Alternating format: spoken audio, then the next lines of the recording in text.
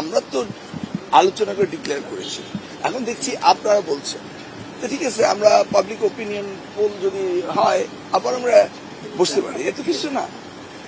মানে রোজার কারণে এটা 1 মাস এগিয়ে আসছে, তা নাহলে তো আমরা চেয়েছি এটা ফেব্রুয়ারি লাস্ট উইকে শেষ করছি, ফেব্রুয়ারি 7 তারিখে। হ্যাঁ, রোজার আগে বলছি যে রোজার আগে শেষ করে দেয়, এখন আবার সবাই বলছে যে না রোজার পরে শেষ করে।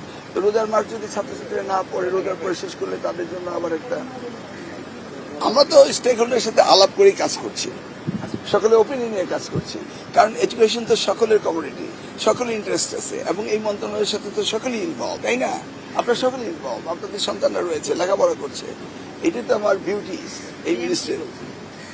পিএম তো পাবলিক ওপিনিয়ন, আপনাদের ওপিনিয়ন এবং ছাত্রছাত্রীদের সিলেবাস কারিকুলাম, সিলেবাসটা কাভার হতে হবে।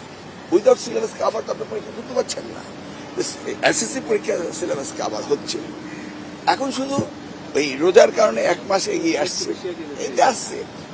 এখন স্টেক হোল্ডাররা যা মনে করে, তারা একদিন মনে করেছে যে রোজার আগে হোক, সেজন্য আমরা একটা সিদ্ধান্ত নিয়ে রুটিনও তৈরি করেছি, আবার এখন আলোচনা শুনছি।